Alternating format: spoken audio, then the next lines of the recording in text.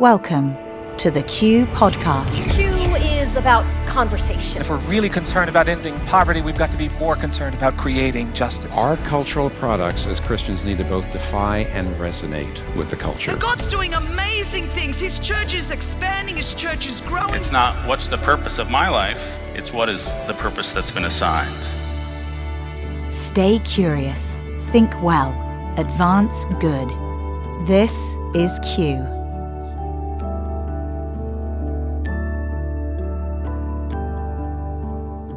Welcome to another edition of the Q Podcast. I'm Gabe Lyons, and today we're jumping into a topic that's often discussed, but usually in private. It's not the kind of discussion that tends to happen a lot in public, and that's because it's one that brings up a lot of shame. It brings up a lot of questions for people and doubts, and the idea is pornography. That's what we're talking about today, porn.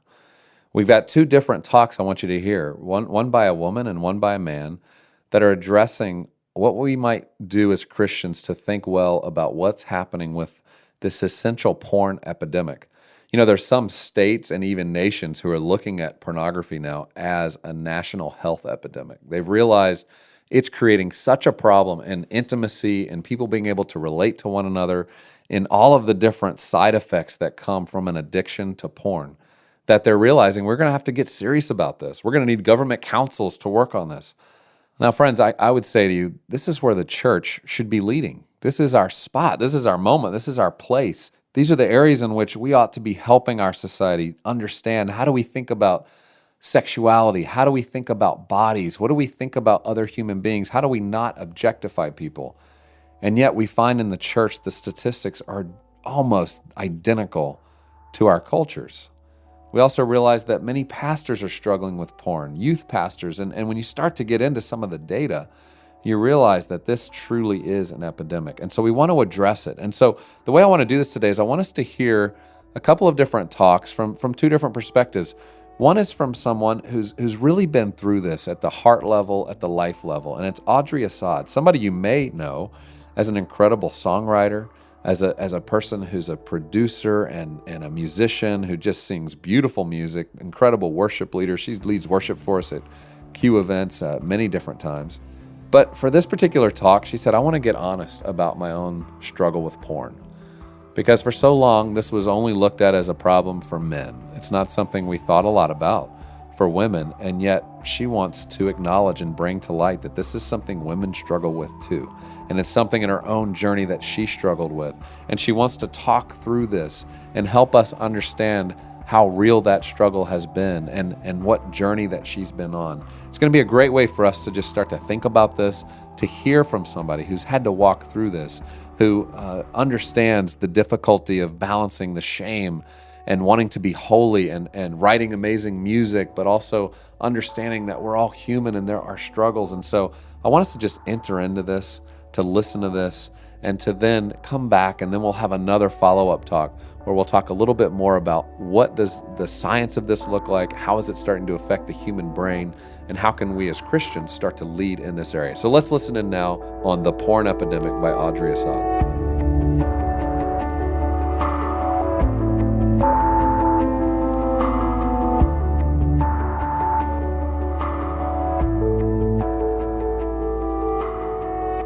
I want you to imagine a girl who grew up being conditioned to be afraid of her own body.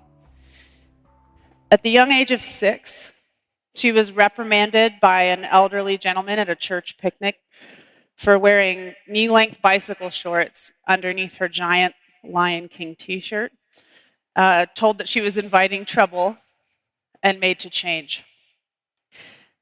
Imagine a girl who, even by 13 years old, had never been given the sex talk. Imagine a girl so ashamed of herself, her body, her weakness, that she would pray the sinner's prayer up to 100 times a night, desperately wishing she could be anyone else, and assuming that God wished she were someone else too. Imagine a girl who at 15 poured herself into student leadership at her church and began projecting an increasingly intense religious piety to shield herself from discovery, all the while dealing with a secret pornography addiction. Living this double life, she became so nervous, so anxious that she began to pluck her leg hairs out one by one. She was deeply ashamed of her body, her arousal, her sin, and she felt completely alone. My whole young life, I was instructed that men have pornography problems, not women. So I was a living exception to what I viewed as the rule. You can imagine my surprise when many years later I discovered that I was not, in fact, the only one. The church's silence on this isolated and perpetuated the problem. I found myself trapped and alone in a shame cycle that daily impacted my health, mentally, emotionally, physically, and spiritually, and it did nothing to free me from my addiction. One night as I surfed through the channels on our old box television with the rabbit ear antenna, I saw something that intrigued and confused me. Leaking through the fuzzy upper channels where I had landed were scenes involving nakedness that aroused and frightened me at the same time. I had no intention of seeking out pornography, but pornography found me when I was 15 years old. Within days, I was compulsively viewing it, often several times in a 24-hour period. Each night I prayed fervently for deliverance. I cried hot tears of shame, and I hated myself because I could not stop. Unfortunately, the topic of sexuality, perhaps especially pornography, and perhaps most of all as it pertains to women, is stigmatized in many church communities.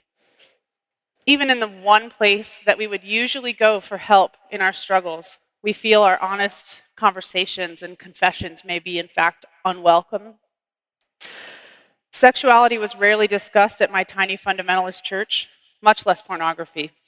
And even when we left our small insular church community when I was 13 for a slightly more progressive one, keyword slightly, discussing pornography was still very much taboo. One year, my Sunday school teachers announced that we were going to begin a series on pornography addiction, which was considered to be very edgy. And I felt relieved. I thought maybe someone's going to give me something I can use to get out of this. But it was immediately posited and stated that pornography is strictly a male issue, which isolated me immediately. Furthermore, the study laid out a strong correlative relationship between pornography addiction and serial killing. And I connected those dots. I have an anxious personality, so not only did I feel like a freak of nature for being a girl who looked at porn, but I began to worry that my addiction signified something sinister about who I was, something fundamentally broken, and I was terrified. As I looked around me at 16 years old, I came to the very sad conclusion that vulnerability was simply not an option. With each well-intentioned dismissal of my growing sexual curiosity, my shame increased, and so did my isolation, both of which contributed to the deepening of my pornography habit. I don't know what your impression is of how many women struggle with porn addiction, although Gabe's numbers gave me a good idea, but the statistics might surprise you. According to Barna Research Group, porn is more accessible than ever before in this digital age, and exposure happens earlier and more often. Barna has found that nearly 3/4 of young adults and half of teenagers come across what they consider to be pornography at least once a month, whether or not they are seeking it out. They have also found that usage among women is growing increasingly common. 27% of women 26 and older, and 56% of women 25 and younger seek out pornography. Barna has also found that despite the awareness of this problem, most churches do not have programs to assist people struggling with pornography addiction. In fact, about 7% of churches offer such a program. And these numbers just don't add up. Stigmatizing or keeping silent about this issue will not address it, much less fix it. The longer this topic is shrouded in shame and secrecy, even by our churches, the greater the presence of pornography addiction in our pews will become, in both men and women. Out of a well-intentioned desire for holiness and a fear of going too far when it comes to issues related to sexuality, comes this undesirable side effect. It perpetuates the growth of shame, which is non-productive as opposed to guilt. Vulnerability researcher and author Brené Brown contrasts guilt and shame this way. She says, and I quote, "I believe that guilt is adaptive and helpful. It's holding on to something we've done or failed to do up against our values and feeling psychological discomfort. She goes on to say that she defines shame as the intensely painful feeling or experience of believing that we are flawed and therefore unworthy of love and belonging. Something we've experienced, done, or failed to do has made us unworthy of connection. I don't believe shame is helpful or productive. In fact, I think shame is much more likely to be destructive, the source of destructive, hurtful behavior, than the solution or the cure. I think the fear of disconnection can make us dangerous, unquote. When we feel shame about who we are, we may think we are being humble, when in fact shame is what compels us to present a false front of piety or self-sufficiency, rather than being open and authentic about our struggles. Our shame says more about who we think God thinks we are than it says about who we really are. Only vulnerability in a safe and honest community has enabled me to find freedom from both my addiction and the shame that crippled me for many years after the dependency had loosened its grip on me. No matter what any of us secretly struggle with, shame is never a way out. It will only drive us deeper into isolation. In all things, but today, most particularly in regards to pornography addiction, I believe we need to form communities that encourage, welcome, and model vulnerability. In that kind of community, I really do believe that truth will set us free. Thank you very much.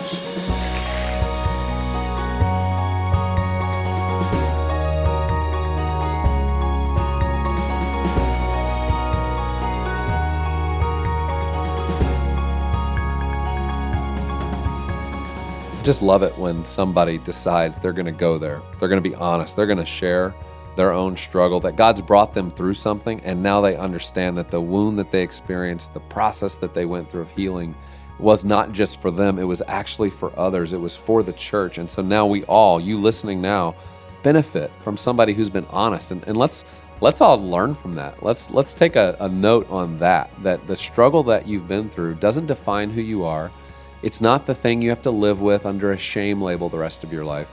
But because you've been through it and God's brought you through it, not only is there hope for your life, but there's hope for others' lives if you're willing to help them, if you're willing to share that story. And so I so much appreciate Audrey's willingness to go there. For these next 9 minutes, you're going to hear from another dynamic communicator, Jefferson Bethke. You may have heard of Jefferson. He's written several books. He's probably most famously known from a few years ago. He wrote an incredible provocative poem and performed this 4-minute video called Why I Hate Religion But Love Jesus. And when we were talking about this, Jefferson's very involved in technology and YouTube, and he's very much on Instagram and everywhere social media is.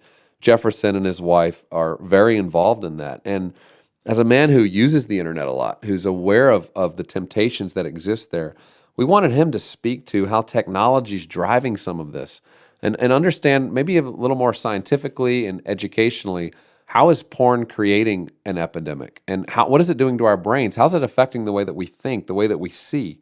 And so in this next talk, I want you to start to just hear a perspective and gain some understanding about how pornography is affecting our souls, how it's affecting our imagination, how it's affecting our mind. And then from there, consider, how has this entered your life? Are there some things you need to confess? Is there ways in which you can create structure in your life, in your closest relationships, that would prevent you from accessing porn, that would allow you to put some real proper boundaries around so that this isn't happening? But at the deeper level, for us to investigate and go, what is the hole that I'm trying to fill? What is it that is a vacuum inside of me that's driving this kind of behavior? We know many times pornography is just the symptom, but that deep down there's something more going on in our heart and in our soul that would drive us to need that, or to want that, or to desire that. And that's the question I want us to be left with after we listen to Jefferson Bethke. Let's listen in now.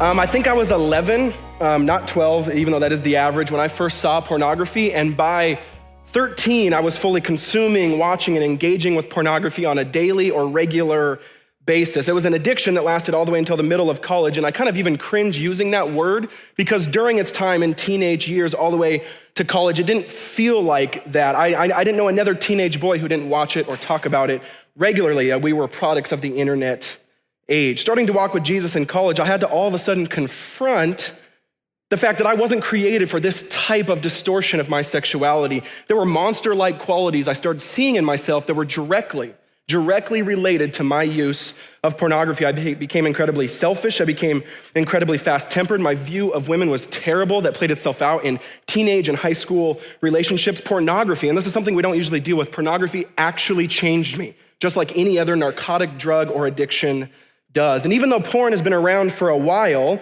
it's accessible beyond degree, and it's unbelievable. We all carry in our pockets a little rectangular glowing screen, hopefully an iPhone, amen, that gives access to a limitless world as long as we have Wi-Fi. I'm part of the first generation that's native to the internet age, meaning I don't remember a time before the internet. I don't remember a time where I couldn't have access to anything at any time if I just put .com at the end.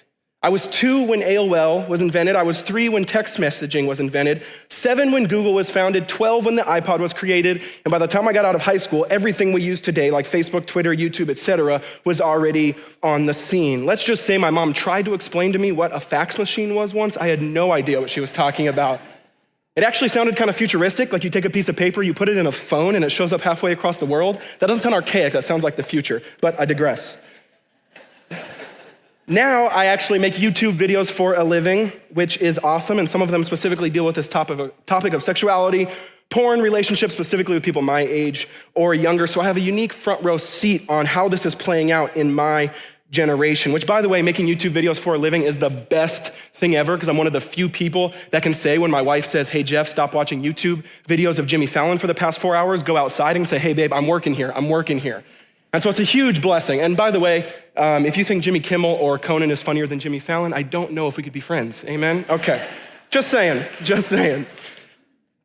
But porn and technology have entered into this marriage as of late, and I don't think they're divorcing anytime soon. A friend of mine who runs a large anti-trafficking organization that actually does a lot of research on how porn and trafficking are implicitly connected said to me, Jeff, we are raising the most sexually exploitive and exploited generation in all of human history. How do we think that'll affect the world and society when we unleash them on the world and they're running businesses, running for office, and leaders of our next generation? I think of the Steubenville rape case, which you might be familiar with, happened a couple years ago. It involved, if you're familiar with it, involved a few members of a high school football team at a party that raped a 16-year-old girl when she became passed out after drinking too much at one of their parties. There was even a video that surfaced during the trial because all these kids posted all of the stuff from that night online, that a few hours before the rape, while the girl was already incapacitated, they were grabbing her, saying terrible things about her, and literally picking her up and throwing her around the room, in the living room, in the middle of the party. And 2 things became deeply obvious when watching that video. One is they were completely numb already, by 16 years old, maybe 17, when it was happening, that girl was another image bearer of God. Literally, to them, it was just an object to use and throw around, literally, in the room. She was only for their pleasure and their entertainment. And secondly, when you read some of the teenagers' responses during the trial, many didn't actually think it was rape because it wasn't that bad, since she didn't resist or say no, which she couldn't, by the way, because she was incapacitated, or since it wasn't violent in nature. They actually thought she existed for their pleasure and use just because she was laying there. They'd been trained their entire life to think that way, and I wouldn't doubt that porn is a huge part of that. Porn is unequivocally destructive to marriages. We all probably know some people where it has damaged a relationship or something of that nature. It's damaging to relationships, to souls, to jobs, to lives. And in about the last 3 to 5 years, research has come out, not just on porn, but also on technology as 2 separate issues, how they are both actually kind of rewiring our brain and changing our very brain chemistry. They aren't just affecting us, they're literally changing us. Let that sink in. I don't think it's a stretch then to say that to some degree we are remaking humans, and not in a good way. And the biggest hit I think we are taking with this, not only with porn or technology, but specifically when they interact with each other, is the utter death of intimacy, which we heard in a few talks yesterday. And I mean true life-giving intimacy, vulnerability, or that nakedness. And I don't mean that physically. I mean the nakedness where you see the depth of another person, you see all that they are, and you say, I still want you. I'm not going anywhere. That is love. Being fully known and fully loved at the same time, that is intimacy. And porn, by its nature, cannot give that.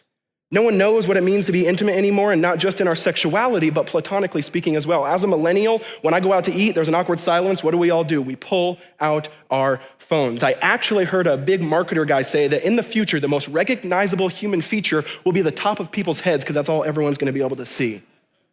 But it's true, we all understand that this is a problem. We don't know what it means to be known anymore. In fact, I think we're terrified of being known, not realizing that joy is hiding right on the other side of that.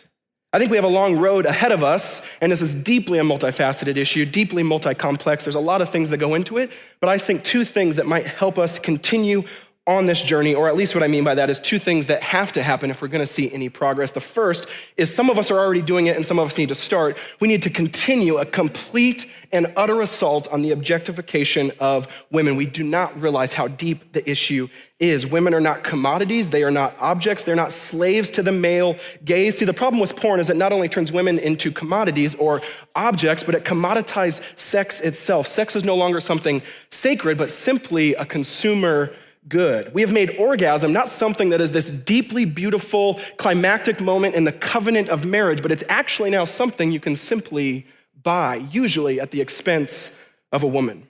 And sadly, objectification happens in many different spheres of the Christian world too. Some people I've heard when they're fighting lust or pornography or all these different things, they'll say things like, well, don't do that or don't look at that because that's someone's daughter, that's someone's wife, that's someone's sister. I get what they're trying to say there, but at the root of it, they are actually tethering that woman's value to the relationship of her with a man. It's saying she only means something because of who she's related to, not who she is. There's a big difference, but the truth is a woman isn't valued,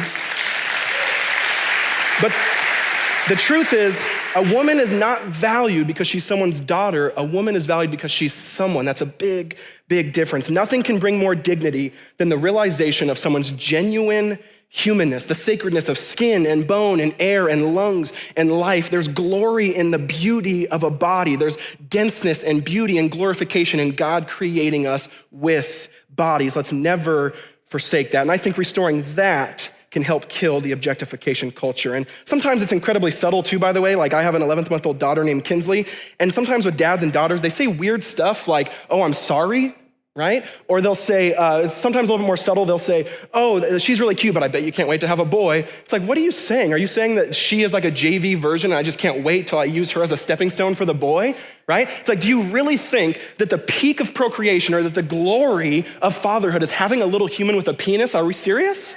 Right? Did I just say that, by the way? Don't tweet that, please. Don't tweet that. But it's true, right? It's like, that's really what they're actually saying. So we have to be careful, even in our subtle conversations, that we are lining up with our own ethic of what we are preaching. I read online someone who said success in porn or success in fighting porn happens when a guy looks away from porn, not because of shame, but when they have such a high view of woman that it's nearly impossible to get arousal from her exploitation.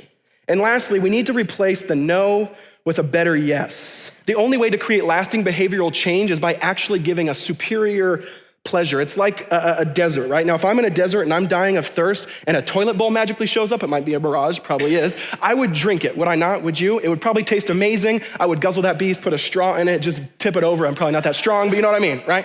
It would taste amazing and I would absolutely love it. It would satisfy me to some degree, might make me sick the next day, right? But if I'm home where I was born and raised in Washington State, we have amazing tap water. I know that's not true of all people. I've been to Louisville once, not good. Anyways, if I'm thirsty, where do I go? I don't go to the toilet, I go to the kitchen. Now, when I'm walking by the bathroom to get to the kitchen, I don't white knuckle my obedience to not drink the toilet water. I don't say, don't drink, don't drink, don't drink, don't look, don't look, don't look.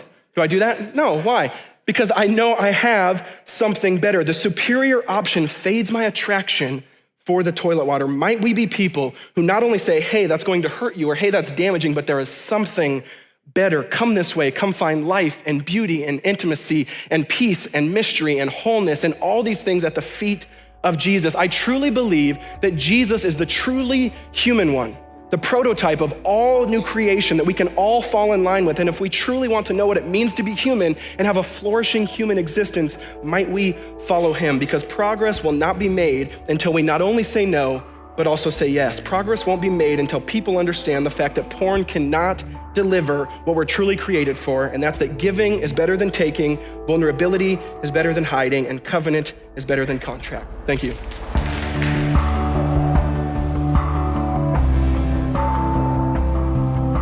Well, Jefferson sure knows how to pack in a lot of words in 9 minutes. He's an incredible communicator. I hope you appreciated all the different perspectives, all the different things he described, this new narcotic of pornography and how it's affecting us and our kids. And I hope that you'll really take to heart the combination here of hearing from Audrey, her very personal story, acknowledging how she's come through this and what that's been like, but also just getting a little more education on this, because as you're raising your children, as you're engaging with your friends, let's understand porn is something most people have struggled with, have been exposed to, are having to process. And for the most part, it happens in isolation. It happens in places where there's just a lot of shame around it, so it can't be brought up. Let's be the kind of people that are okay bringing it up and talking about it and acknowledging what evil it is, and then also acknowledging what we're going to do to continue to try to safeguard against seeing pornography enter into our lives or into the lives of our children and those we care about most. Well, we're looking forward to the next Q 2018 event. I hope you'll join us. It's going to be another great conference. This will be our 12th year, which is hard to believe. And now over 500 talks have taken place at these Q conferences, and we're excited as I look at the talks, the topics, the people who are coming together. It's always providential. It's like the things we're going to talk about in April in Nashville, April 11th through 13th, are exactly what we as the church need to be talking about in 2018. And that's the design of this event, that it's constantly evolving. It's constantly changing.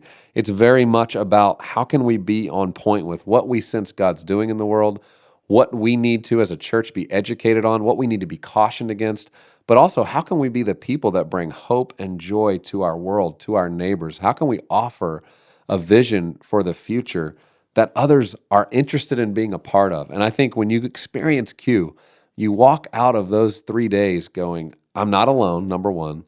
Number two, I didn't realize Christians cared about all of these things and actually had something to say to them. So you come out more confident.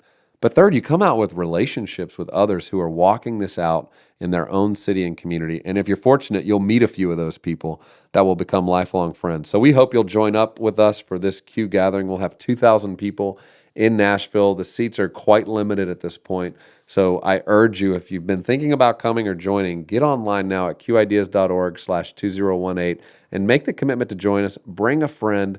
Come be a part of this with us and meet the others who are thinking the way you're thinking and who want to be stretched in the way that you are. And together, I think together, we can be part of the solution. Part of the thing that the world complains about is that we as Christians don't have our own act together. We don't model or give witness or bear witness to what they would imagine Jesus would look like if he were here today. And our prayer and our hope is that when you spend a few days together with other believers from not only the U.S., but all over the world who are trying to faithfully live out their Christian faith, they're following Jesus in a Western culture, in a challenging moment, in wealthy societies, in overly educated societies, but also societies who are dealing with a lot of different challenges, corruptions, and problems, that you actually walk out confident, encouraged, and equipped. And so that's our hope for April 11th through 13th. I hope you'll join us. I hope I can meet you there.